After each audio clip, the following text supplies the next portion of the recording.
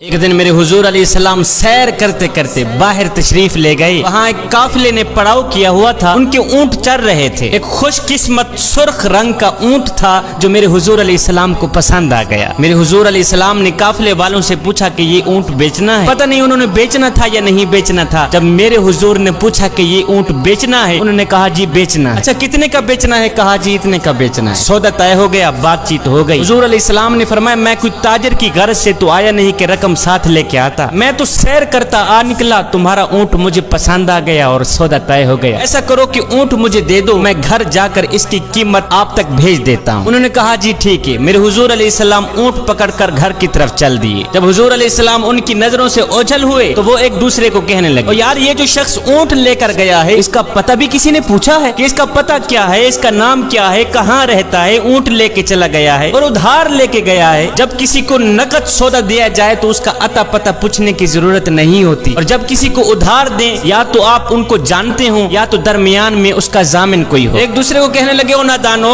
ایک شخص آیا ہے اور تم نے اس کا اتا پتہ نام تک نہیں پوچھا, قیمتی اونٹ پکڑ کے دے دیا, اور کیا تم سب کی عقل پر پردہ آ گیا تھا؟ کم از کم اس کا نام تو پوچھ لیتے. ایک بولا یار میں کیا کرتا, جب وہ باتیں کرتے تھے منہ سے پھول جھڑتے تھے. دوسرا بولا یار میں تو اس کی آنکھیں ہی دیکھتا رہا. جب انہوں نے یہ گمان کیا کہ ہم نے قیمتی اونٹ ضائع کر دیا ہے تو اب تک خاموش بیٹھی سردار کی بیوی نے خیمے سے پردہ اٹھایا, کہا خبردار کسی نے بھی اس کے خلاف اگر بات کی تو اگر وہ شخص تمہارے اونٹ کی رقم دینے نہ آیا تو مجھ سے لے لے, مجھ سے لے لینا, میں اس شخص کی ضامنہ ہوں. انہوں نے کہا اچھا تو اسے جانتی ہے؟ کہا نہیں میں بھی نہیں جانتی. کہا جب جانتی ہی نہیں پھر ضمانت کیسے دے دی؟ کہا جب تم سودا کر رہے تھے تو میں خیمے کے اندر سے دیکھ رہی تھی کہ جس کا چہرہ اتنا خوبصورت ہو وہ جھوٹ بولتا ہی نہیں, وہ دھوکہ دے ہی نہیں سکتا. ابھی تمہارے پیسے آنے والے ہیں. تھوڑی دیر گزری ہی تھی کہ میرے حضور علیہ السلام کے غلام آ گئے پیسے لے کے. کہنے لگے کون ہیں وہ لوگ جس سے ہمارے آقا نے اونٹ خریدا ہے؟ کہا جی ہم لوگ ہیں. صحابہ نے کہا یہ لو تمہاری اونٹ کی رقم, یہ لو تمہارے اونٹ کی قیمت.